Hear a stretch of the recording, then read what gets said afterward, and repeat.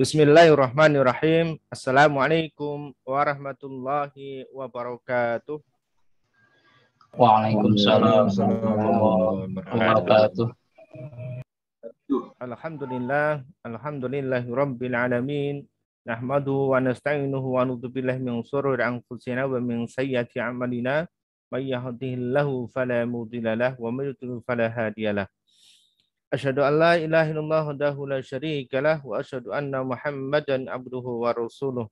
Allahumma shalli ala sayidina Muhammad wa ala ali sayidina Muhammad kama shallaita ala sayidina Ibrahim wa ala ali sayidina Ibrahim wa barik ala sayidina Muhammad wa ala ali sayidina Muhammad kama barakta ala sayidina Ibrahim wa ala ali sayidina Ibrahim fil alamin innaka Hamidum Majid. Subhanak la ilma lana illa ma 'allamtana innaka antal alimul hakim. Alhamdulillahirabbil alamin. Bapak Ibu, kawan-kawan, ustadz ustadzah yang dirahmati Allah Subhanahu wa taala. Alhamdulillah pada malam hari ini kembali Allah pertemukan kita dalam kajian rutin kita di malam Jumat, insyaallah di malam Jumat penuh dengan barokah.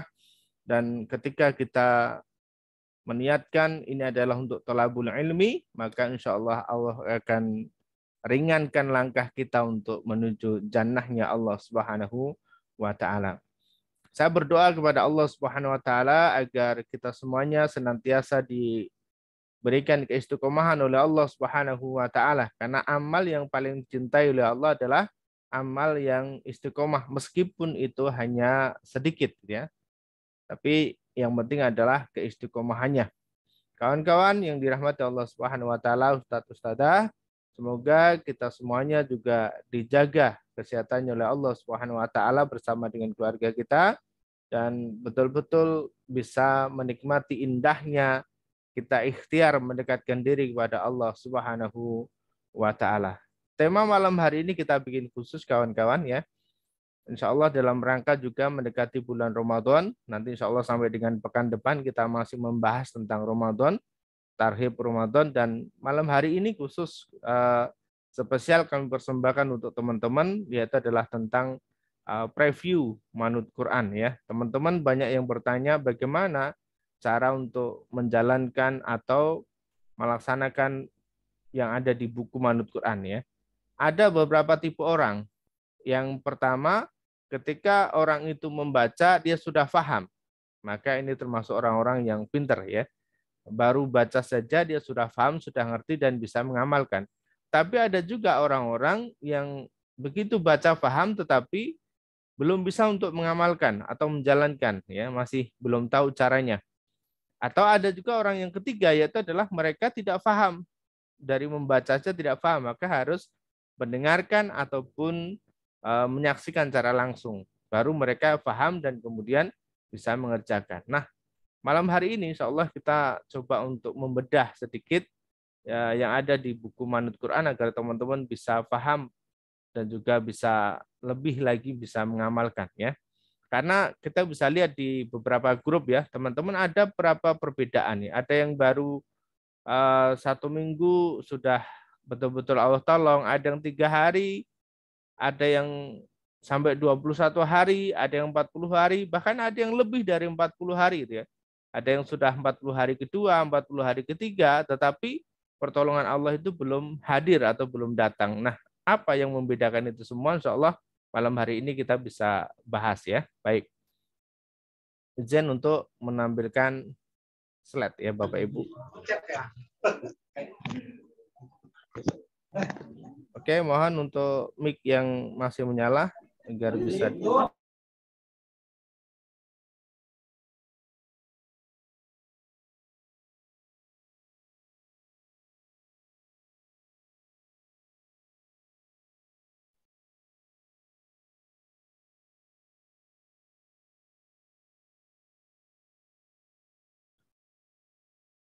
Baik. Saya pindah tampilannya. Tampilan yang ini. Oke, siap.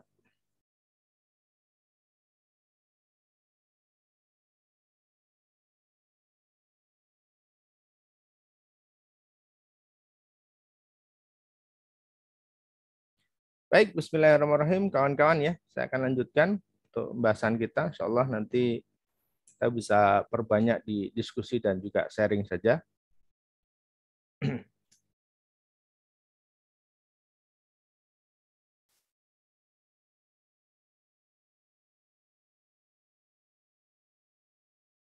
Nah, kawan-kawan saya ingin coba mengawali dari definisi kaya itu apa gitu ya. Dari definisi dulu ya. Teman-teman, ketika kita definisi saja tidak bisa atau tidak paham, maka sulit rasanya untuk kita itu bisa mendapatkannya gitu ya. Jadi kalau definisinya saja kita belum paham, maka rasanya sulit untuk kita bisa mendapatkannya. Maka harus kita pahami dulu apa sih sebenarnya definisi kaya itu. Nah, teman-teman coba perhatikan ya. Boleh dicatat. Ini hal penting. Yang pertama, ya, kaya itu letaknya di dalam hati, bukan di dalam genggaman, kawan-kawan ya. Jadi kita bisa mengatakan seseorang itu kaya ataupun tidaknya itu bukan dari apa yang kita lihat, tetapi apa yang ada dalam hatinya.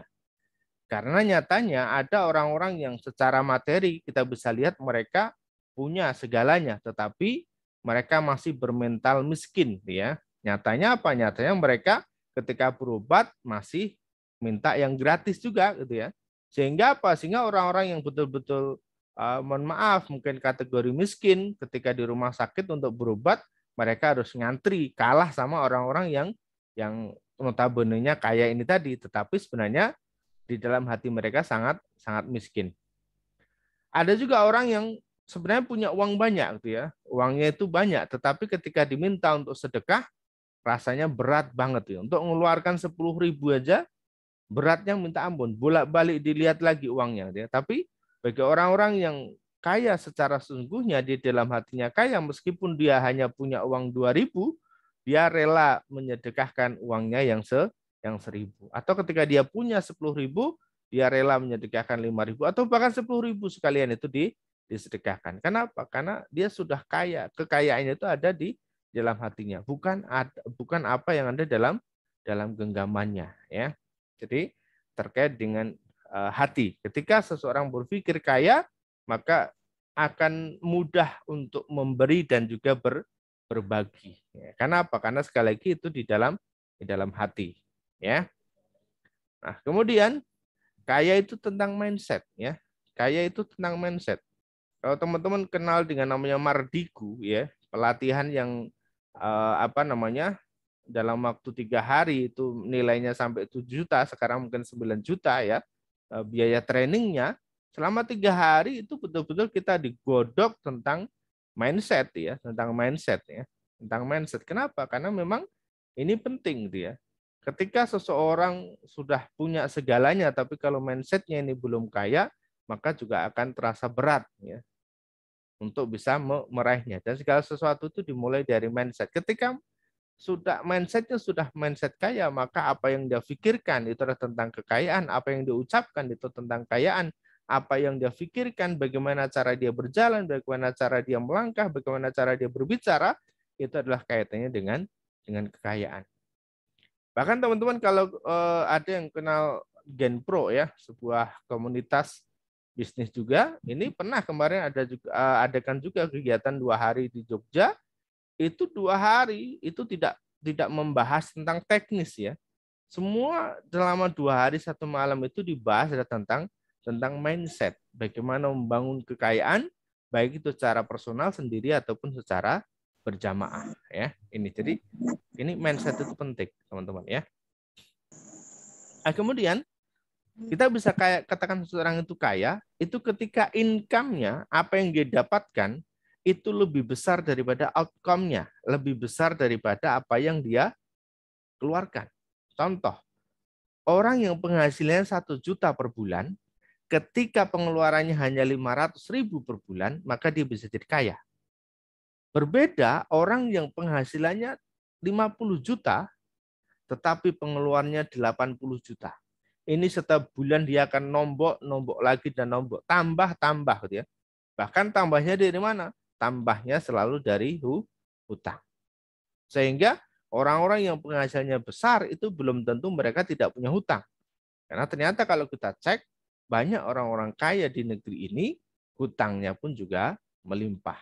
Ya, seperti itu. Sehingga kita bisa katakan mereka belum kaya. Karena income itu masih lebih kecil daripada outcome. Tetapi siapapun orangnya, ketika income-nya itu jauh lebih besar daripada outcome-nya, apa yang dia keluarkan, maka insya Allah ya ini bisa menjadi orang yang kaya. Kenapa? Karena berarti ada hal lain yang bisa dia investasikan, ya.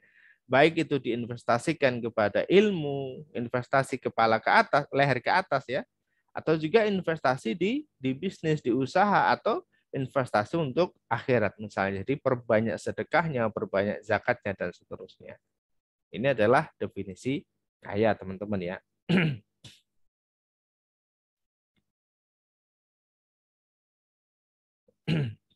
Ya, sekarang coba kita sedikit menganalisa, teman-teman ya. Boleh jawab secara dalam hati aja boleh ya. Dalam hati masing-masing boleh. Nah, saya ada satu pernyataan begini. Allah yang menjadikan tertawa dan coba nanti kira-kira teman-teman jawabnya apa ya? Menangis ya.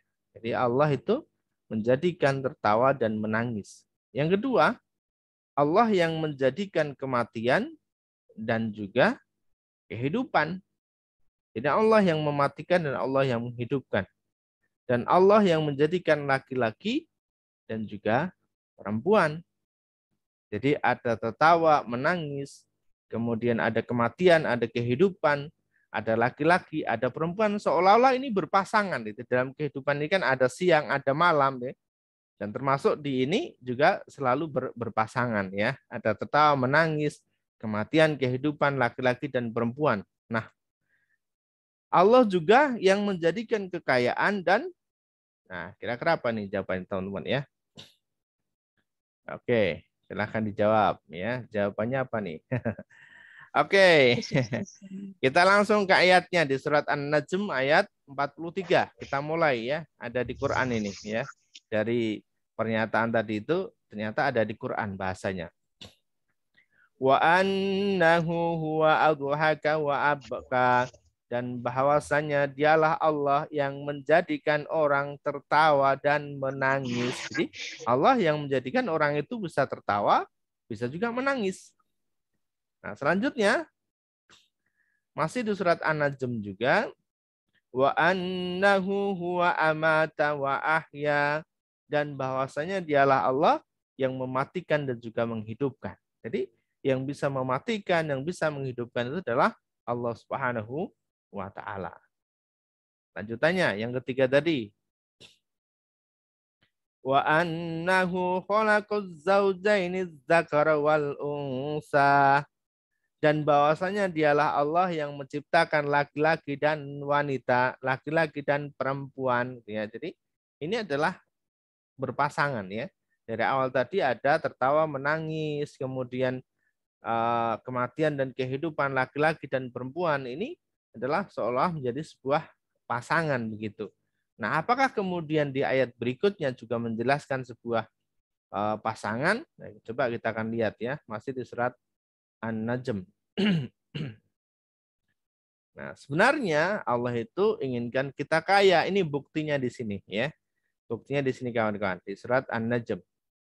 Wa annahu huwa aghna wa aqna, dan bahwasanya dialah Allah yang memberikan kekayaan dan kecukupan. Jadi bukan bukan lagi kemiskinan gitu ya. Jadi kalimat ini bukan Allah menciptakan atau memberikan kekayaan, tapi memberikan kekayaan dan kecukupan ya, bukan lawan kata. Ternyata justru ini sebagai bentuk apa namanya? Narasi pendukung gitu ya, narasi pendukung bahwasanya Allah tidak pernah menciptakan kemiskinan. Kalaupun kemudian ada di antara kita yang miskin, itu berarti karena hatinya merasa miskin, karena mindsetnya diri mereka miskin. Jadi Allah tidak pernah ya. Maka kalau kemudian orang berpikir, oh saya miskin nih ya, berarti memang kamu yang memang merasa dirimu itu miskin gitu ya. Kalau kamu merasa bahwa dirimu kekurangan, ya sudah, berarti memang itulah yang ada di pikiran kamu ya, yang ada di hati masing-masing kita. Tapi kalau kita kemudian menganggap diri kita itu kaya, membuat diri kita itu cukup, merasakan diri kita itu mampu, merasakan bahwa kita itu diberikan banyak anugerah oleh Allah Subhanahu wa taala, diberikan banyak modal oleh Allah Subhanahu wa taala, maka akan merasa diri kita kaya. Contoh, teman-teman, kita punya nih telinga ya, kuping. Pernah nggak kita nawarin kuping, atau bagaimana kalau kemudian ditawar nih kuping kita, kanan 1 miliar, kiri 1 miliar. Atau mata kita ditawar, kanan 1 miliar, kiri 1 miliar. Kira-kira kita kasihkan enggak ini kalau ada orang menawar seperti itu? Tangan kita, kaki kita, berapa nilainya? Dan ini semua gratis dari Allah Subhanahu wa taala. Setiap hari kita bisa menghirup oksigen, udara, gratis, nggak bayar. Kenapa? Karena kalau kita masuk rumah sakit, satu tabungnya saja kemarin sempat jadi rebutan ya. Itu berapa ratus ribu harus kita bayarkan. Itu kalau stoknya ada. Kalau nggak ada bagaimana? Dan di sini kita sudah dilengkapi oleh Allah Subhanahu wa taala, dan ini berarti diri kita kaya karena kita punya segalanya ya. Orang yang sehat itu punya segalanya. Karena kalau kita sakit, maka kita harus mengeluarkan biaya yang cukup besar. Hari ini bangun ya, teman-teman, hari ini teman-teman bangun dalam keadaan sehat, waras. Ini sebuah nikmat yang besar, nilainya besar. Coba bandingkan kalau kemudian hari ini kita bangun dan kemudian sakit, masuk rumah sakit, mau nggak mau berapa yang harus kita keluarkan, kita berikan kepada dokter dan rumah sakit. Berarti kalau kemudian hari ini kita bangun dalam keadaan sehat, maka harus kita syukuri karena kita diberikan rezeki yang banyak oleh Allah Subhanahu wa taala. Berarti diri kita kaya dan kita cukup. Kalau kemudian ada yang merasa dirinya tidak cukup, itu berarti karena dirinya sendiri. Allah tidak pernah memberikan kekurangan, Allah tidak pernah memberikan kemiskinan. Karena Allah inginkan kita ini menjadi orang kaya. Nah, tentu nanti kemudian bagaimana kita arahkan agar kekayaan kita itu betul-betul bermanfaat untuk diri kita di dunia sampai nanti di akhirat. Jadi jangan salah, teman-teman. Nah, ada sepasang kakek nenek, ini sebuah kisah ya. Ada sepasang kakek nenek yang mereka tinggal di kampung berdua dan itu sangat bahagia di usia senja mereka ya. Anak-anak mereka tinggalnya di kota.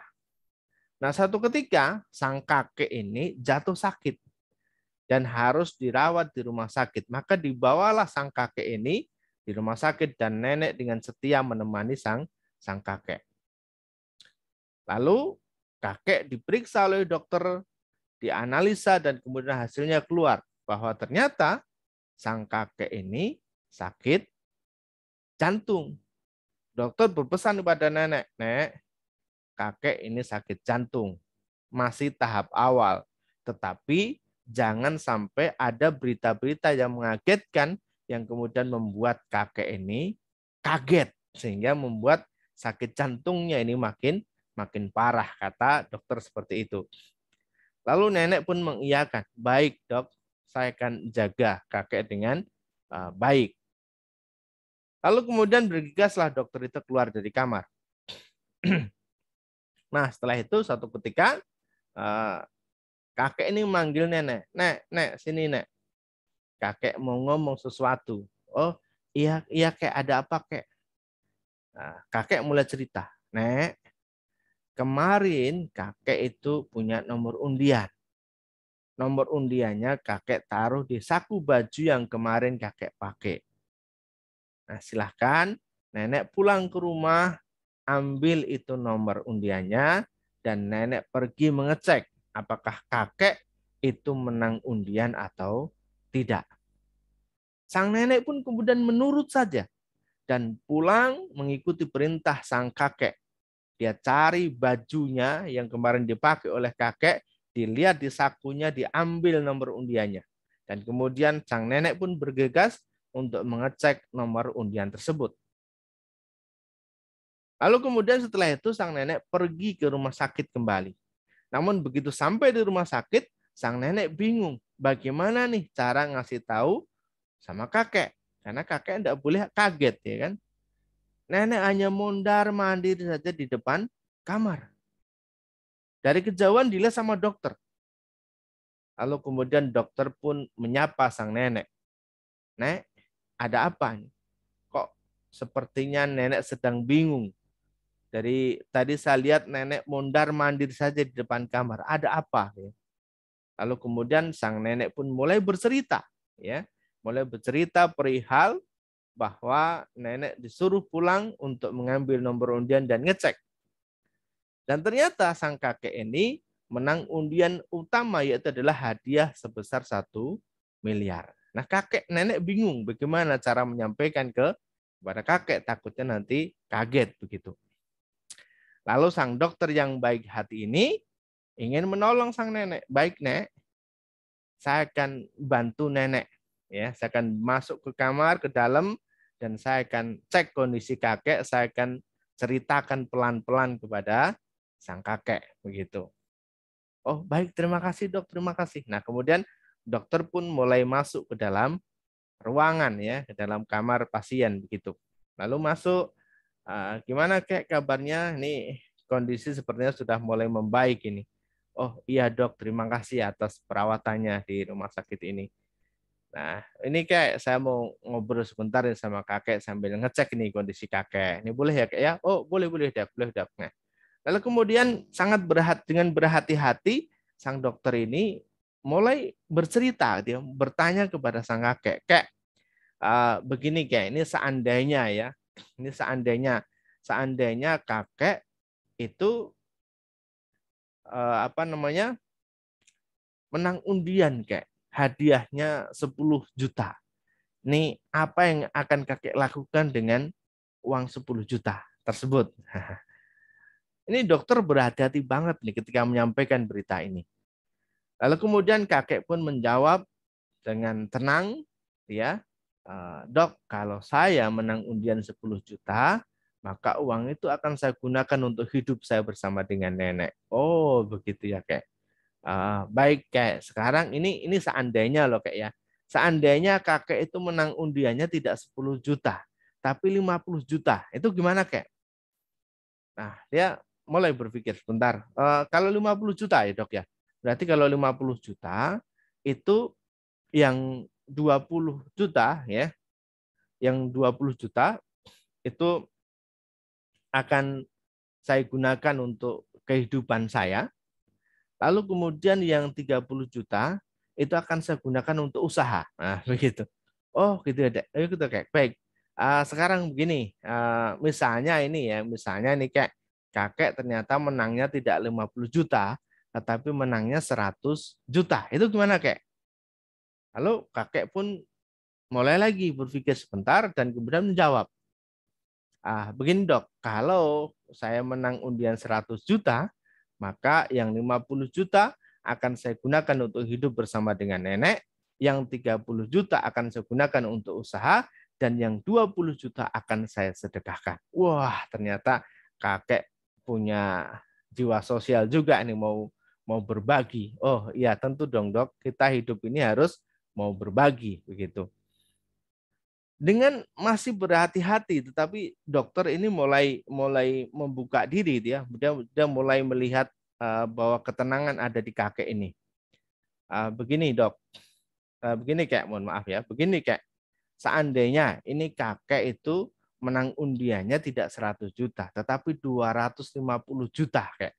Ini apa yang akan kakek lakukan dengan uang sebesar 250 juta ini? Kakek sedikit merenung agak lama, ya, memikirkan uang 250 juta sebelum dia menjawab. Ya, dia berpikir agak lama dan kemudian dengan sedikit judes juga nih dia jawab, kakek ini menjawab, dok, kalau saya menang 250 juta, yang 100 juta itu akan saya gunakan untuk hidup bersama dengan nenek, yang 100 juta akan saya gunakan untuk usaha, dan yang 50 juta akan saya sedekahkan. Oh, begitu ya, kayak. Ini terakhir ini kayak pertanyaan terakhir. Misalnya ini ternyata kakek itu menangnya tidak 250 juta, tetapi menangnya adalah 1 miliar kek. Nah, ini apa yang akan kakek lakukan dengan uang 1 miliar tersebut?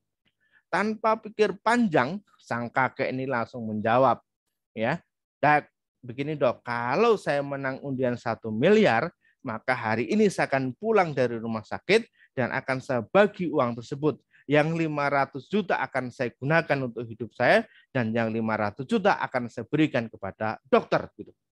Dokter seketika langsung pingsan mendengar ucapan kakek ini. Ya langsung pingsan. Kenapa? Karena ternyata dokter ini kaget gitu ya.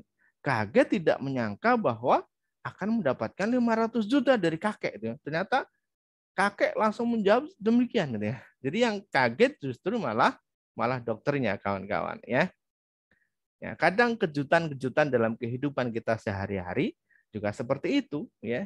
Kejutan-kejutan dari Allah Subhanahu wa taala dan kalau kita belum siap menerima kejutan-kejutan itu, baik ini kejutan yang baik dari Allah datangnya ataupun kejutan-kejutan yang memang itu untuk ujian diri kita. Kalau kita tidak siap, maka justru seperti yang digambar oleh dokter tadi, malah justru dokterlah yang akhirnya pingsan. Nah, teman-teman, untuk menjadi kaya kita butuh sebuah kesiapan. Ya, untuk menjadi kaya kita butuh sebuah kesiapan. Kenapa? Jangan sampai kemudian tatkala nanti kita sudah menjadi kaya, ya, sudah diberikan oleh Allah Subhanahu wa taala kekayaan seperti apa yang kita inginkan, maka kita kemudian sudah lupa dengan Allah, mulai jauh dari masjid, mulai jauh dari jamaah, mulai jauh dari Quran. Ya, kenapa? Karena tidak siap. Ya. Kehidupan kita pun mulai berubah. Banyak kan orang-orang yang awalnya mungkin biasa-biasa saja, kemudian dalam sekejap kehidupannya berubah. Mungkin orang menyebutnya menjadi sultan begitu ya. Dan kemudian gaya hidupnya mulai berubah. Hal-hal yang tidak dia butuhkan dia beli karena hanya sekedar pingin saja, hanya sekedar menampilkan bahwa dirinya orang kaya, bahwa dirinya orang mampu, bahwa dirinya orang bisa. Ini kemudian gaya hidupnya pun berubah, mobil-mobil mewah pun dia beli, rumah-rumah pun dia miliki dan sebagainya. Tapi kemudian dia semakin jauh dari Allah Subhanahu wa taala. Kenapa? Karena tidak siap. Dan kita butuh kesiapan ini. Jangan sampai kemudian tatkala Allah selesaikan segala persoalan-persoalan kehidupan kita, itu kita belum siap. Dan Allah tidak ingin seperti itu. Maka kalau kemudian ada hal-hal yang ditunda dari doa-doa kita itu, barangkali salah satu sebabnya adalah karena Allah ingin agar kita lebih siap terlebih dahulu. Karena di kehidupan kita ke depan itu kita tidak tahu kalau kemudian kita tidak siap. Sekali lagi, untuk menjadi kaya itu dibutuhkan sebuah kesiapan. Nah, untuk kesiapan tersebut salah satunya adalah kita gunakan Al-Qur'an itu sebagai pedoman hidupnya. Jangan sampai kemudian ini kita tinggalkan kawan-kawan ya. Dzalikal kitabul la raiba fi hudal lil muttaqin. Inilah kitab Al-Qur'an yang diturunkan kepada kita semuanya ini tidak ada keraguan di dalamnya. La raiba fi, tidak ada keraguan. Dan kemudian ini petunjuk bagi orang-orang yang bertakwa. Kalau kemudian kita ingin menjadi orang yang bertakwa, maka petunjuknya jelas adalah Al-Quran. Sebagai kesiapan kita menghadapi perubahan-perubahan kehidupan di hari esoknya. Oke, saya sedikit percepat ya. Dan Allah itu sudah mempersiapkan banyak fasilitas untuk diri kita, untuk kita bisa mencapai arah kaya tadi, untuk kita bisa bermanfaat kepada orang yang lebih banyak lagi, untuk kita bisa menyelesaikan segala persoalan-persoalan kita, termasuk amanah-amanah kita. Itu Allah sudah persiapkan banyak fasilitasnya, ya. Sebagai contoh, ini kejadian di luar negeri. Ada orang yang pengen nonton badminton, karena ini nggak bisa beli tiketnya, ya, atau mungkin tiketnya sudah habis, maka dia gunakan tangga, dia cari tangga, ya, dia cari tangga. Semakin banyak dia kumpulkan tangga, ditumpuk-tumpuk, ya, sampai akhirnya dia bisa naik ke tangga itu dan kemudian melihat ke balik tembok untuk menyaksikan badminton. Nah, kawan-kawan, kalau kita melihat gambar ini, sepertinya ada hal aneh ya. Ada hal aneh atau mungkin kita bisa menyebut ini goblok banget sih orang. Kita misalnya ini goblok banget sih orang.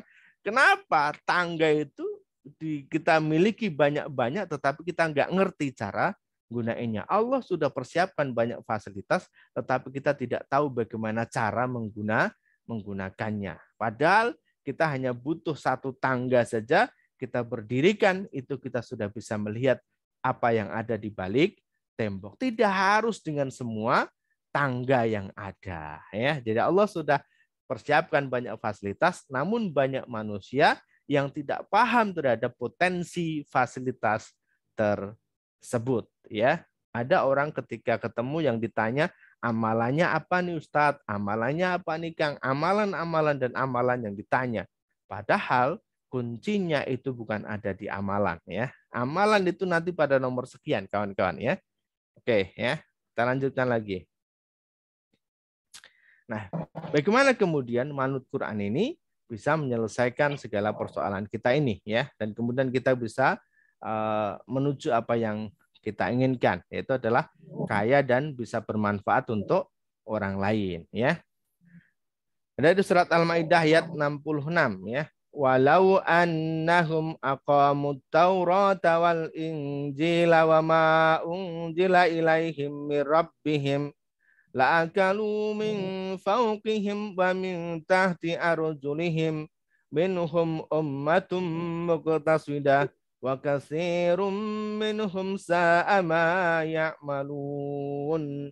Ya, dan sekiranya mereka itu siapa ya, kita semuanya ini ya, termasuk umat manusia yang kemudian bersungguh-sungguh menjalankan hukum Taurat di masa itu, kemudian Injil, dan kemudian disempurnakan dengan Al-Quran, kita sebagai orang Islam, maka kita nurutnya kepada Al-Quran yang diturunkan kepada mereka dari Allah Subhanahu wa taala. Niscaya, ya, niscaya itu adalah sesuatu yang pasti terjadi. Jadi hukumnya kalau ada syaratnya itu pasti sesuatu terjadi. Itu maksudnya niscaya ya.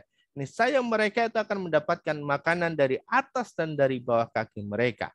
Dari atas, dari bawah kaki mereka. Berarti mendapatkan rezeki yang besar dari Allah SWT, dari atas dan juga dari bawah.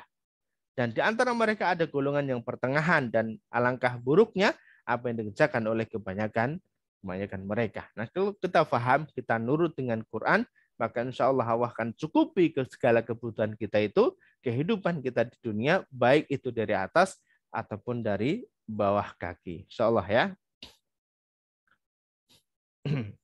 Nah, ada hal yang harus kita benerin ya, dan malam hari ini nanti kita sampaikan ini ya. Yaitu adalah benerin niat dulu teman-teman. Niat itu bagaimana sih? Niat itu adalah tujuan. Niat itu adalah alamat. Kalau kita kemudian ingin menuju kepada sesuatu dan kemudian alamatnya salah, alamatnya nggak jelas, maka ini nggak akan sampai. Teman-teman naik taksi ya, naik taksi langsung aja bilang, Pak, jalan Pak. Sopir akan bertanya, ini kemana ini? Wah, nggak tahu, terserah Bapak aja deh. Lah, Bapak punya uang berapa? Saya punya uang 100.000 nih Pak, terserah Bapak jalan aja gitu ya. Kalau demikian, maka ada berapa kemungkinan. Yang pertama, kemungkinannya kita akan dibawa oleh supir taksi tadi itu muter-muter ke tempat yang kita tidak tahu, dan kita akan diturunkan di suatu tempat yang itu bukan sesuai dengan keinginan kita. Dan kemungkinan besar tempat tersebut adalah sesuatu tempat yang kita tidak senangi. Kemungkinan yang kedua, kita akan diajak jalan muter-muter sampai jatuh argonya sesuai dengan 100.000, kita akan dikembalikan ke tempat asal kita tadi berada ya. Jadi akan bingung gitu. Kita tidak akan tahu kemana kalau tujuannya tidak jelas. Innamal a'malu binniat, bahwa segala sesuatu itu, segala suatu amal itu tergantung daripada niatnya. Kalau niatnya benar, niatnya baik, maka hasilnya pun juga akan baik. Nah, teman-teman, saya pengen kemudian teman-teman di sini punya niat yang baik untuk orang lain, bukan untuk diri kita sendiri, tetapi untuk orang lain. Selama ini kita masih egois, memikirkan diri kita sendiri, memikirkan kehidupan kita sendiri tanpa mau melihat kepada orang lain. Hal apa yang sudah kita lakukan untuk para tetangga kita? Hal apa yang sudah kita berikan untuk orang lain? Adakah orang-orang di lingkungan kita yang masih kelaparan? Adakah orang-orang di lingkungan kita yang mereka kehidupannya masih susah? Untuk belanja saja tidak ada, dan seterusnya. Maka jangan sampai kemudian kita itu tidak paham terhadap mereka, terhadap lingkungan diri kita. Ya, maka niatkan teman-teman dalam kehidupan kita untuk bisa berbagi manfaat kepada orang lain, untuk diri kita menjadi wasilah kebaikan bagi orang lain, menjadi kunci pembuka kebaikan, dan juga menjadi gembok penutup keburukan untuk orang lain. Kang, tapi saya kehidupannya masih susah ini, Kang. Tidak apa-apa. Kita ketika susah tidak apa, tetapi kita mencoba memikirkan orang lain. Kang, utang saya masih banyak, amanah saya masih banyak. Tidak apa-apa. Pikirkan, niatkan sesuatu yang baik. Karena niat itu gratis, nggak bayar. Dan setiap niat yang baik itu dicatat oleh malaikat dan itu akan menjadi kebaikan untuk diri kita. Meskipun kita belum melaksanakannya. Maka teman-teman cobalah. Kemarin kita sampaikan, kalau teman-teman masih punya amanah, belum lunas, maka doakan 10 orang minimal setiap hari agar mereka dilunaskan oleh Allah Subhanahu wa taala. Ini termasuk hal baik yang bisa kita lakukan, ya. Jangan sampai kemudian kita hanya memikirkan diri kita sendiri. Sekali lagi, niat ini penting, teman-teman. Ya, kalau kita memikirkan orang lain, biarlah Allah yang memikirkan kita. Kita membantu orang lain, biarlah Allah yang membantu diri kita. Nih ya. Jadi ada orang yang kesusahan, kita bantu. Meskipun diri kita sendiri sebenarnya juga butuh bantuan. Tetapi kita yakin, biarlah Allah yang membalas dan kemudian membantu diri kita. Karena kalau diri kita mau kita bantu, ya berarti hanya untuk diri kita sendiri. Tetapi tatkala kita meniatkan menjadi wasilah kebaikan untuk orang lain, insya Allah akan ada kebaikan dari Allah Subhanahu Wa Taala, ya. Intang surullah yang suruh wasabit akadamakum. Barang siapa yang nolongin agamanya Allah, maka Allah lah yang akan nolongin diri kita. Itu ya. Jadi ini niat ini terkait dengan apa yang bisa kita lakukan untuk orang lain. Niatin dulu. Kan ada banyak orang yang kemudian meniatkan diri mereka setiap hari itu bersihin masjid. Tidak apa-apa, itu bagus, ya kan? Itu bagus. Jadi niat-niat yang baik yang memang untuk bermanfaat bagi orang lain, atau juga yang kemudian meniatkan diri mereka untuk ngajarin ngaji banyak orang. Ini sekali lagi ini adalah penting, meniatkan diri kita menjadi wasilah kebaikan untuk orang lain. Insya Allah Allah lah yang nanti akan membantu diri kita. Ini yang pertama, niat. Yang kedua, ya teman-teman, oke, kurang 1 menit lagi, teman-teman, ini tentang mindset, ya. Niat yang baik yang sudah kita niatkan, yang sudah kita ajukan proposalnya kehidupan kita untuk Allah Subhanahu wa taala, maka ini harus diiringi dengan mindset yang benar, mindset yang baik. Mindset itu apa? Mindset itu adalah pola pikir, ya, pola pikir. Sebagaimana teko itu adalah seperti otak kita. Kalau teko itu diisi dengan susu, maka yang keluar dari teko adalah air susu. Kalau teko itu diisi dengan air teh, maka yang keluar adalah air teh. Kalau teko itu diisi dengan air putih, maka yang keluar adalah air putih. Tetapi kalau teko itu diisi dengan air comberan, maka yang keluar itu adalah air comberan. Kalau otak kita isi dengan kebaikan-kebaikan, maka tingkah laku kita, bicara kita, jalan kita itu adalah tentang kebaikan. Kalau mindset kita selalu kita gunakan kita masukkan hal-hal yang positif, selalu husnudon, maka ucapan kita, tingkah laku kita, tindakan kita juga akan menjadi baik ataupun sering husnudon. Seperti itu. Jadi ini menyambung daripada tentang niat tadi. Kita sudah meniatkan diri menjadi orang yang baik, meniatkan diri menyelesaikan segala persoalan-persoalan kehidupan kita dengan cara membantu orang lain, dengan cara nolongin orang lain. Tetapi, ya sekali lagi, tetapi ternyata Allah belum kabulkan, Allah belum beresin kita punya persoalan. Ini bisa jadi karena Allah pengen agar kita terus melakukan kebaikan-kebaikan ini. Pernah nggak mungkin kita berpikir, teman-teman, ya, kita punya persoalan, tetapi kemudian kita nolong orang lain dan orang yang kita tolong itu persoalannya selesai. Tetapi persoalan kita sendiri itu belum selesai. Ini Allah inginkan agar kita itu bisa membantu orang lebih banyak lagi gitu ya. Jadi tidak berhenti di satu orang, tapi membantu lebih banyak orang lain, bantu lebih banyak orang lain, sehingga memang betul-betul catatan kebaikan dalam diri kita itu semakin banyak. Apa yang kita pikirkan, apa yang menurut kita itu baik, itu belum tentu baik menurut Allah. Tetapi apa yang Allah pikirkan baik untuk diri kita, itu sudah pasti baik untuk diri kita. Ini tentang mindset, teman-teman. Dan ini dasar ya. Benerin niat, benerin mindset, ini betul-betul dasar. Ketika teman-teman ini sudah selesai, sudah clear, maka teman-teman tinggal ngomong amalan ya. Kiai ini, ustadz ini, syekh ini masing-masing punya amalan ya. Kalau kita berbicara tentang hutang, berbicara tentang lunas amanah, itu doanya banyak, amalannya banyak ya. Masing-masing ustadz, masing-masing kiai punya doa, punya strategi, punya cara. Dan itu betul-betul mereka jalankan dan itu berhasil. Kenapa?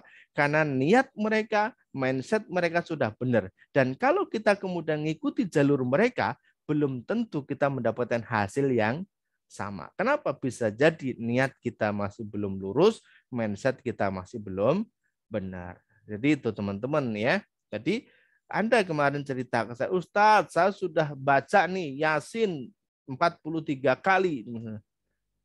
Bukan soal yasinnya, bukan soal 43 kalinya. Ustadz, saya sudah sholawat per hari 10.000. Bukan soal sholawatnya 10.000. Sekali lagi teman-teman, niatnya, mindsetnya harus benar dulu. Kalau ini sudah benar, maka nanti amalan apapun yang kita kerjakan, yang kita lakukan, sesuai dengan tuntunan dari Allah dan Rasul-Nya, maka akan bisa memberikan dampak kepada diri kita. Tapi kalau kemudian dua hal ini sebagai dasar, sebagai pondasinya kita belum benerin dulu, maka apapun amal yang kita kerjakan tidak akan begitu berdampak bagi diri kita. Teman-teman, kenapa ada orang yang sudah baca bukunya, ya, baca bukunya Manut Quran dalam 3 hari bisa ada pertolongan, 1 pekan ada pertolongan, 2 pekan ada pertolongan, 3 pekan ada pertolongan, 40 hari ada pertolongan. Kenapa? Karena mereka dalam berproses untuk benerin niat, benerin mindset ini tentu berbeda. Nah ini kawan-kawan yang dirahmati Allah Subhanahu Wa Taala, ustadz-ustadzah ya. Ini ada 7 pola, tapi ini baru kita sampaikan 2. Nanti insya Allah lebih lengkapnya kita akan bedah lagi di satu materi kita ya. Kita akan bedah lagi itu di ada di acara kita ya, private class ya, private class Manut Quran. Nah, teman-teman boleh adakan atau boleh ikut di setiap tempat yang kita adakan, atau teman-teman nanti mengadakan sendiri di kota masing-masing ya, mengundang kita dan kemudian kita hadir di sana untuk menyampaikan secara lengkapnya ya, tidak hanya sekedar 2 ini saja, tetapi 7-7-nya, 7 pola rezeki Allah itu kita akan bedah secara detail, ada gambar, ada ada video-video yang kemudian bisa meyakinkan teman-teman bagaimana cara menjalankan atau cara melaksanakan dari pola-pola tersebut ya. Jadi 7 pola rezeki Allah ya. Itu baru 1 materi teman-teman ya. Di private class itu teman-teman mendapatkan 4 materi eksklusif ya. Ini coba saya singgung sebentar ya. Jadi di materi private class, teman-teman akan mendapatkan 4 materi eksklusif. Yang pertama adalah bagaimana menjadikan Al-Quran itu sebagai solusi dalam kehidupan kita. Bagaimana menjadikan diri kita itu semakin senang untuk baca Quran, semakin senang untuk baca Quran. Semakin menjadikan Quran itu sebagai pedoman dalam kehidupan kita. Nanti kita bedah ini ya. Ada ayat-ayatnya. Kemudian yang kedua adalah materi tentang konsep rezeki Allah ya. Bagaimana Allah itu konsep rezekinya menurunkan rezeki kepada diri kita dan bagaimana cara kita bisa memiliki rezeki yang baik, rezeki yang tak terbatas, itu ada di konsep rezeki. Dan kemudian yang ketiga yaitu adalah 7 pola rezeki Allah, yang 2 sudah kita bahas di malam hari ini. Nanti ada 7 kita bahas semuanya. Dan materi eksklusif yang keempat adalah bagaimana kita bisa menyelesaikan persoalan dan solusinya. Jadi ada persoalan hutang, ada persoalan rumah tangga, ada persoalan anak, ada persoalan jodoh, ada persoalan perdagangan dan sebagainya. Ini ada nanti di permasalahan dan di solusi materi yang keempat. Jadi komplit ini insya Allah kita berikan khusus buat teman-teman ada di acara atau di training di private class Manut Quran. Ya, insya Allah nanti terdekat sebelum kita Ramadan itu ada di Jogja ya teman-teman, nanti boleh gabung ya. Atau kemudian sekali lagi teman-teman yang tidak bisa hadir besok di Jogja, teman-teman Syawal kita sudah mulai jadwalkan nanti teman-teman bersiap untuk bisa mengadakan di setiap kota masing-masing ya. Baik, saya share satu lagi ada video ya testimoni yang kemarin mungkin barangkali sudah kita share juga ya. Baik.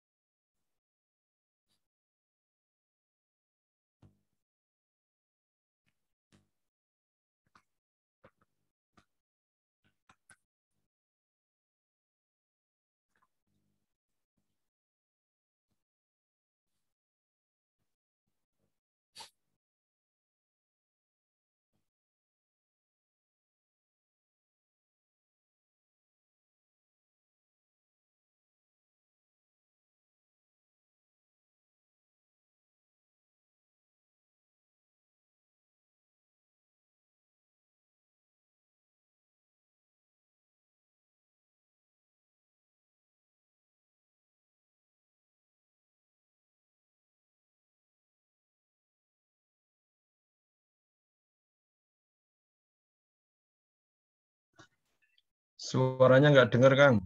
Oh, enggak dengar ya? Ada sudah pol juga nih besar ini. Oh, Masya Allah ya, enggak dengar suaranya ya.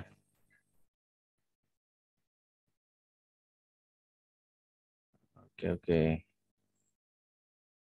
Ya. Oke, itu ya. Mohon maaf kalau suaranya tidak dengar ya. Nanti boleh kita share ya ulang di masing-masing grup ke teman-teman. Insya Allah nanti boleh didengarkan sendiri tentang testimoni. Beliau tadi adalah Pak Lutu dari Lampung Metro ya, Metro Lampung yang kemarin hadir di Bekasi dan beliau berangkat naik mobil kosong gitu ya, pulangnya ternyata ada muatan ya. Ada muatan yang bisa beliau angkut. Seperti itu insya Allah ada rezeki dari Allah Subhanahu wa taala. Baik teman-teman yang dirahmati Allah Subhanahu wa taala, kita nanti sambung dengan diskusi dan sharing, mudah-mudahan bisa dipahami materi apa yang kami sampaikan ini. Sekali lagi, benerin niat dan benerin mindset ini adalah sebagai pondasi teman-teman untuk bisa mengamalkan ilmu manut Quran. Demikian, Assalamualaikum warahmatullahi wabarakatuh. Lanjut, Bu Siti. Waalaikumsalam warahmatullahi wabarakatuh.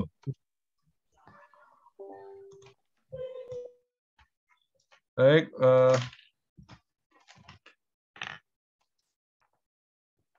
baik Bapak Ibu sekalian, demikian tadi materi pada kesempatan malam hari ini ya, preview terkait dengan kajian atau privat kelas Manut Quran ya. Jadi sekali lagi Bapak Ibu yang ingin mendetailkan ataupun semakin memahami ya terkait dengan buku Manut Quran, ya insya Allah kita menyiapkan agenda offline dalam bentuk privat kelas ya, kajian Manut Quran, privat kelas Manut Quran yang kita adakan di setiap kota-kota di provinsi yang ada di Indonesia.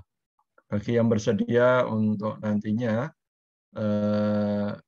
menjalankan ataupun ya memulai kegiatan ini, ya ini bagian dari ikhtiar dakwah kita, mengajak sebanyak-banyaknya saudara-saudara kita, ya rekan-rekan kita dalam rangka untuk bagaimana kembali kepada Al-Quran sebagai solusi bagi kehidupan kita.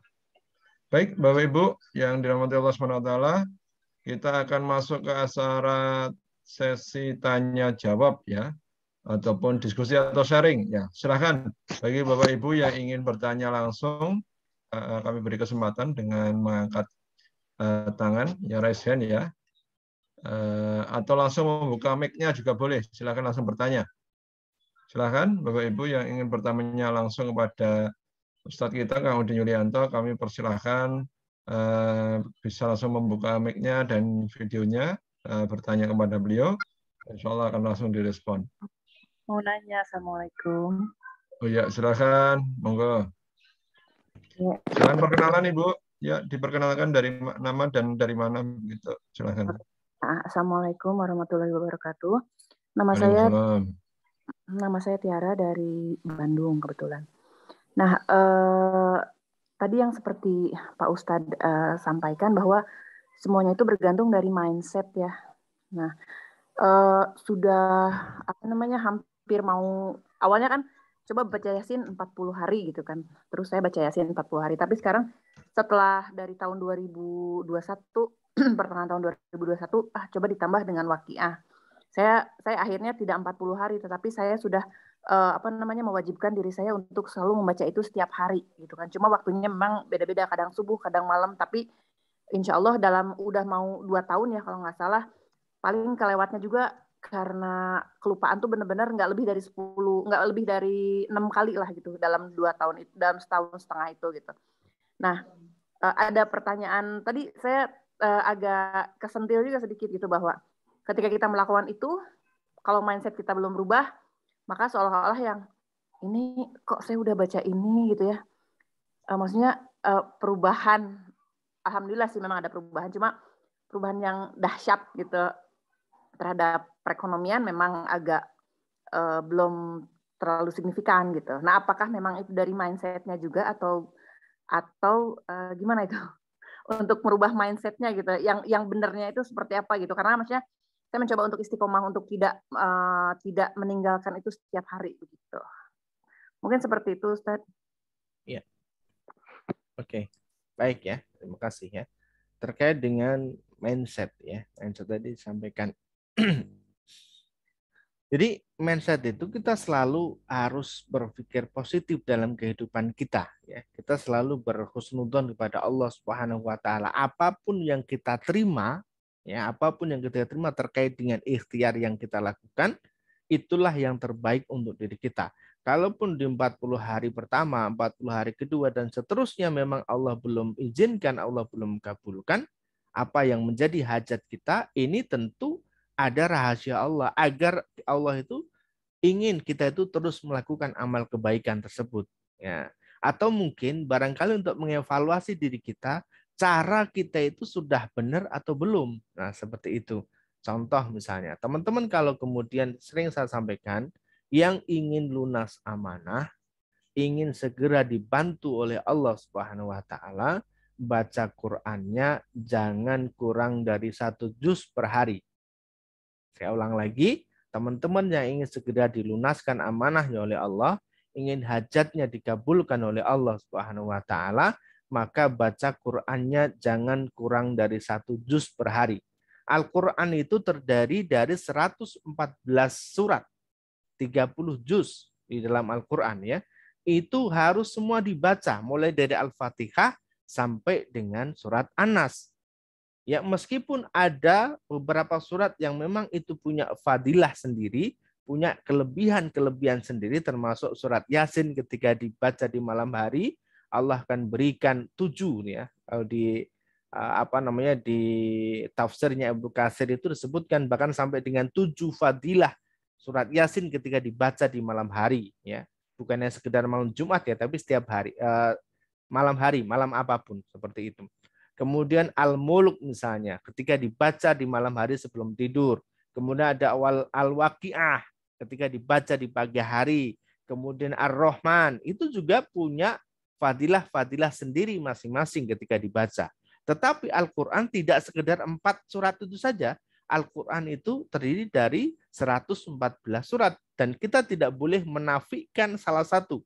Maka semua itu harus dibaca. Dari Al-Fatihah sampai dengan Anas.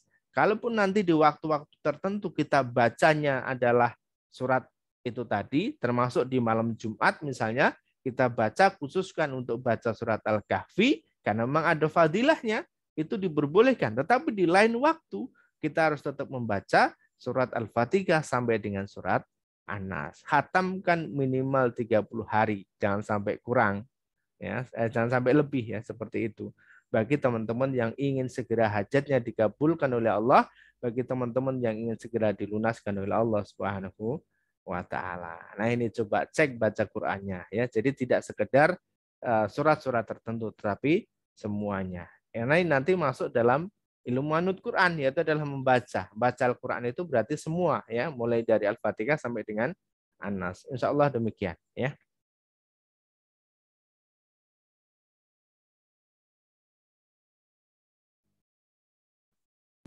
Demikian Ibu Tiara. Ada yang ditanyakan lagi, silahkan Ibu Tiara. Sudah cukup Ustadz, saya sudah cukup paham. Berarti kan memang harus dibaca dari yang tadi dari awal sampai akhir gitu. Iya, betul. Banyak. Iya. Oke. Ya, terima kasih Ibu Tiara. Silakan Bapak Ibu yang ingin bertanya langsung, kami beri kesempatan. Alhamdulillah, ini waktu yang luar biasa bagi Bapak Ibu, sekaligus sebagai persiapan kita untuk nantinya masuk ke bulan Ramadan. Silakan bagi yang ingin bertanya lewat chat juga dipersilahkan.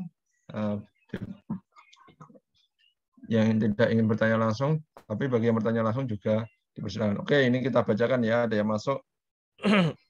Chatnya dari Bu Rateh ya. Assalamualaikum Ustadz, terkait niat ikhtiar 40 hari ini, karena kami sedang terlibat amanah, pasti motivasi awalnya adalah ikhtiar untuk lunas amanah. Nah, kemarin saya melihat video salah satu Ustadz, kalau kita ibadah niatnya dunia itu, namanya kita adalah budak dunia. Mohon pencerahan Ustadz, bagaimana mengubah niat ini menjadi betul-betul bisa lillahi ta'ala tanpa embel-embel lunas amanah. Silahkan Ustadz. Ya. Baik, sekali lagi terkait dengan benerin niat di sini adalah bagaimana agar niat kita itu dalam kehidupan kita itu bisa punya manfaat yang lebih kepada orang lain. Tanpa melihat diri kita itu punya amanah ataupun tidak. Tanpa melihat diri kita itu punya hutang atau tidak. Saya pernah punya guru bisnis ya. Dan itu beliau waktu itu juga punya hutang yang cukup besar ya. Dan sampai kemudian dia malas keluar rumah ya. Sampai malas keluar rumah, malas ngapa-ngapain gitu ya. Kemudian sampai istrinya pun menunjuk jidatnya ini ke guru saya ini. Dia bilang, orang lain itu tidak pernah melihat bahwa kamu itu punya hutang. Kenapa kamu harus bersembunyi, harus takut untuk memulai segala sesuatu? Karena di dalam ini apa? Dahi kita itu tidak tertulis bahwa kita itu orang punya hutang, itu tidak tertulis. Maka jangan sampai kemudian orang lain jadi tahu bahwa kita punya hutang. Dengan cara apa? Dengan cara kemudian kita menolong orang lain, membantu orang lain, memikirkan orang lain. Banyak di antara kita, teman-teman yang kalau teman-teman lihat ini luar biasa ya, mereka itu hampir setiap hari manggul beras diantar ke pesantren. Apakah kemudian mereka termasuk orang-orang yang nggak punya masalah? Ada masalah juga buat mereka. Tetapi mereka justru memilih memikirkan orang lain dan masalah mereka biarlah Allah yang menyelesaikannya.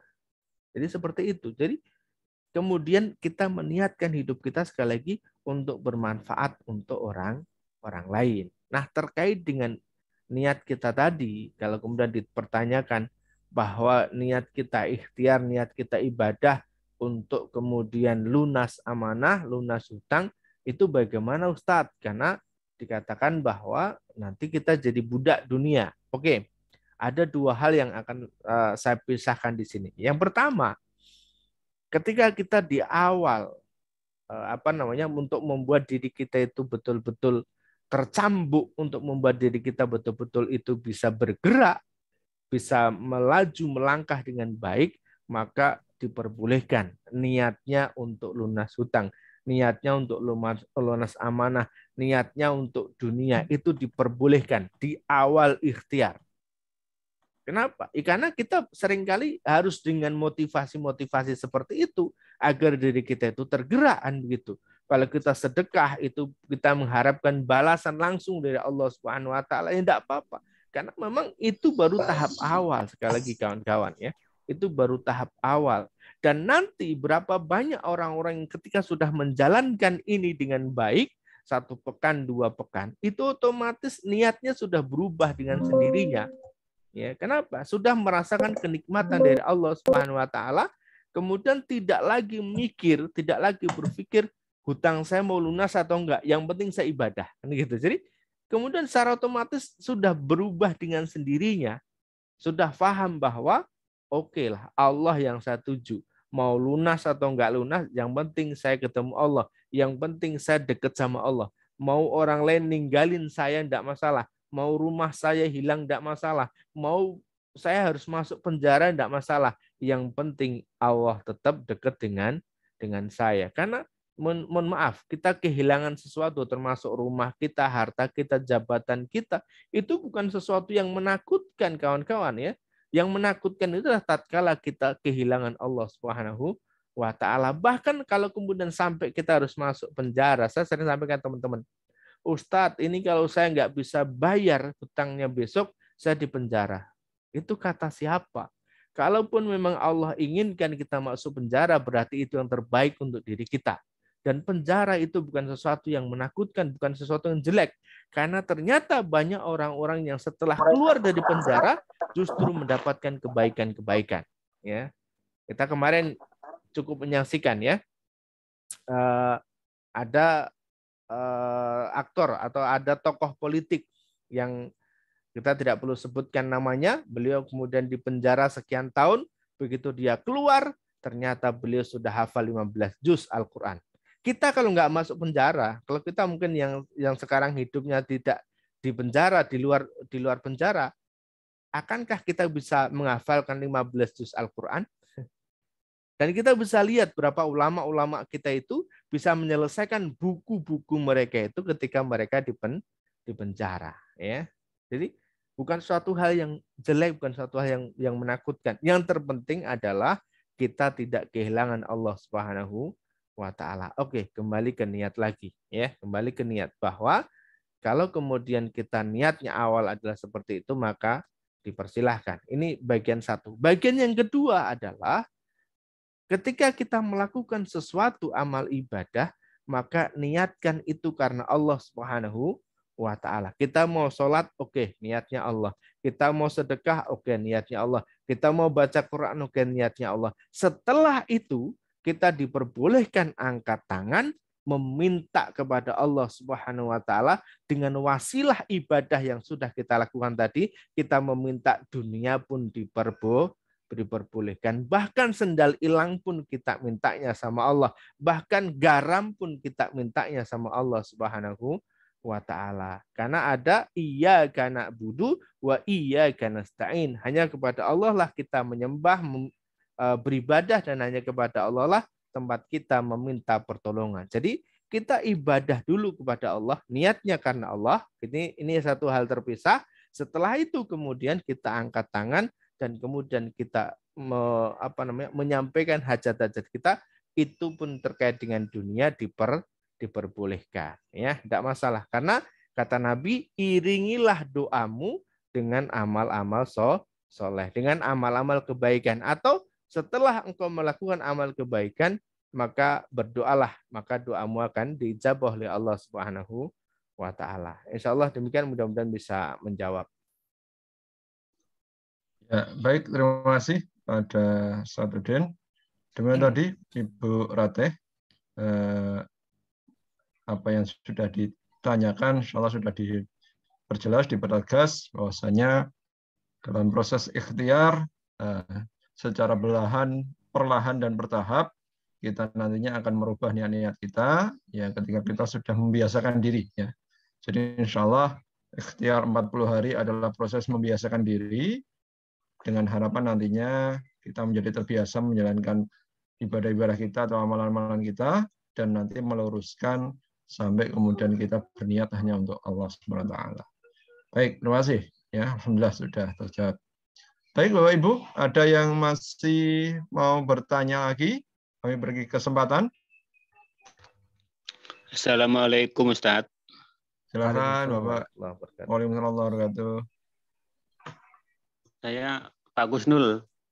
Mau Ya, tanya Ustaz. Silakan Pak. Tentang ikhtiar 41 hari. Misalnya kadang-kadang itu lupa, mungkin nggak sempat, mungkin kadang istighfarnya lupa apa hari ini, mungkin sedekahnya lupa hari ini, rawatibnya mungkin lupa gitu. Bagaimana harus mengulangi dari awal itu atau gimana Ustaz? Ya, oke, terima kasih. Ini idealnya, nah, kalau kita berbicara tentang idealnya 40 hari itu tidak boleh putus, Pak. Idealnya, ya. Idealnya 40 hari itu nggak boleh putus. Tetapi kita menyadari bahwa diri kita manusia, makhluk yang lemah, ada kekurangan di salah satu titik, di salah satu ibadah, di salah satu ikhtiar, dan itu Allah bisa memakluminya. Tatkala kemudian kita sadar. Yang kemudian perlu dijadikan sebagai patokan untuk diri kita adalah betul-betul kita harus selalu ingat, Pak. Jangan sampai kemudian tidak ingat. Jangan sampai kemudian tidak ingat. Ketika kita sudah meniatkan diri kita, Bismillah, gitu ya, maka harus harus ya Bismillah, ini harus niat semuanya dilakukan dengan baik. Kalaupun ada yang kelewat, jadikan itu sebagai evaluasi agar di hari esok itu tidak terulang kembali, ya. Maka Pak Gusnul insya Allah ini masuk di 30 hari challenge ya, insya Allah. Iya. Nanti ada tantangan setiap hari yang harus dilakukan oleh Pak Gusnul dan harus melaporkan setiap hari. Jadi betul-betul kita evaluasi setiap hari kondisinya seperti apa. Ini nanti langsung kita pecut ini kalau memang tidak dilaksanakan dengan baik ini. Insya Allah itu. Dan apa yang sudah kita persiapkan untuk 30 hari ke depan di challenge itu, insya Allah itu sudah bisa bermanfaat untuk diri kita kalau kita betul-betul menjalankan dengan baik setiap challenge-nya itu. Insya Allah demikian Pak Gusnul. Ya. Terima kasih Ustaz. Oke, siap. Ya, terima kasih Pak Husnul. Ya, terima kasih Pak Husnul. Semoga Pak Husnul bisa istiqomah Pak untuk menjalankan ikhtiar ini ya. Kita berlatih bersama untuk mencapai apa yang kita inginkan. Ini Bu Tiara bertanya lagi, Ustaz Udin. Kalau perempuan ada datang bulan gimana Ustaz? Oke, ya, ini seringkali sudah kita sampaikan juga sudah kita jawab ya. Silahkan dilanjutkan ya. Ketika kita datang bulan, itu yang tidak boleh dilakukan hanya 2 dari amalan itu, yaitu adalah baca Quran dan juga sholat. Selebihnya itu boleh dilakukan ya. Dan kemungkinan ada tips yang bisa kita sampaikan ke teman-teman ketika datang bulan, maka perbanyak di sedekahnya, perbanyak di silaturahminya seperti itu. Insya Allah nanti akan ada kebaikan dari Allah Subhanahu wa ta'ala. Kalau kemudian kita melihat di di hukum fikihnya, di kaidah fikihnya adalah suatu amal yang sudah rutin dilakukan dan kemudian satu saat ada halangan atau ada sesuatu yang menghalangi dan itu adalah sesuai dengan syar'i, maka ketika tidak melaksanakan ibadah tersebut, Allah masih catat orang tersebut melakukan ibadah tersebut. Insya Allah seperti itu. Jadi masih dapat pahalanya. Kenapa kemudian ketika orang menstruasi atau haid itu tidak diminta mengulang sholatnya? Ya karena memang Allah sudah anggap orang tersebut sudah sholat. Seperti itu. Jadi halangan menstruasi itu adalah halangan yang memang diizinkan, disyar'ikan oleh Allah Subhanahu wa ta'ala. Insya Allah demikian Bu Tiara ya.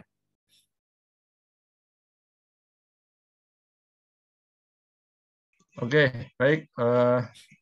Kemudian waktu sudah pukul 21.31. Oh ini terakhir ini Kang dari Bu Purwati. Maaf, untuk silaturahmi apa harus datang atau bisa silaturahmi melalui online? Nah, ini. Oke, ya. Kaidahnya silaturahmi itu memang bertemu secara langsung, ya.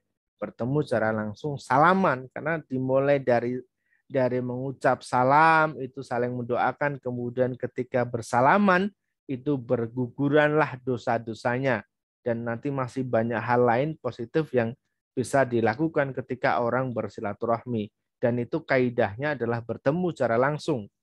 Tetapi dalam kondisi era sekarang ternyata bisa juga silaturahmi itu dilakukan dengan via telepon, dengan via video call, via WA, via chat, via SMS dan sebagainya. Tetapi tentu ya ada kadar kebaikan yang tidak bisa diperoleh ketika orang bertemu secara langsung dibandingkan dengan orang yang hanya lewat video call. Contohnya apa? Ya tadi salaman ya, karena ketika orang bertemu mengucap salam dan kemudian mereka bersalaman, maka bergugurlah dosa-dosa mereka.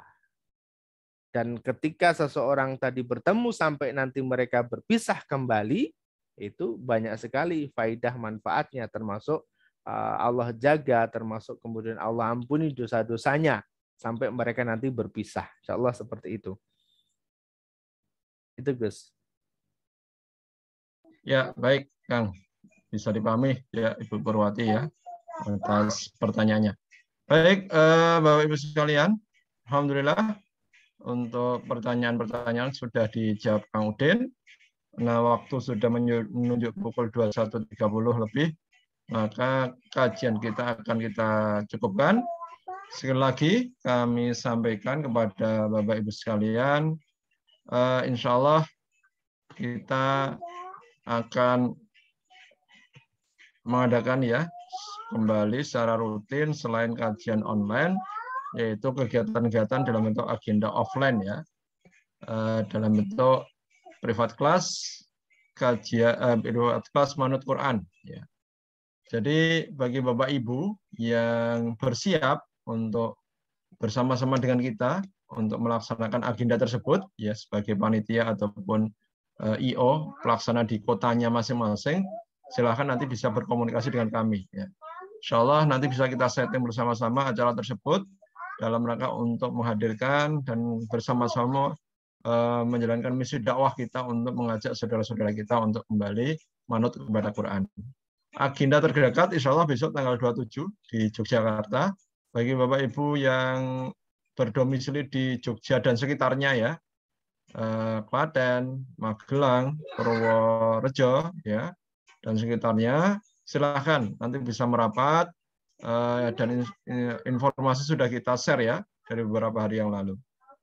Jadi insya Allah kami akan mendekat kepada Bapak Ibu dalam bentuk forum-forum offline untuk semakin mendalami terkait bagaimana kita manut Quran sebagaimana yang bersama-sama kita pahami dalam buku manut Quran. Baik, demikian informasi yang kami sampaikan. Dari Kang Udin ada tambahan lagi Kang? Atau cukup? Oke, cukup. Insya Allah, Gus. Ya, terima kasih. Baik, terima kasih untuk Ustadz kita Kang Udin Yulianto yang telah menyampaikan materinya pada malam hari ini, dan atas jawaban-jawabannya insya Allah Bapak Ibu semuanya kita selalu berikhtiar, berusaha, berdoa, dan istiqomah dalam rangka kemudian kita kembali pada Quran dan tentunya dalam rangka mencari ridha Allah SWT. Baik Bapak Ibu sekalian, mari kita tutup kajian online kita dengan bersama-sama membaca doa penutup majelis. Subhanakallahumma wa bihamdika asyhadu alla ilaha illa anta astaghfiruka wa atubu ilaik.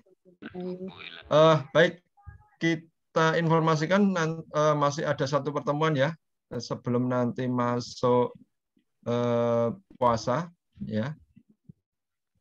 Tapi insya Allah nanti kita akan agendakan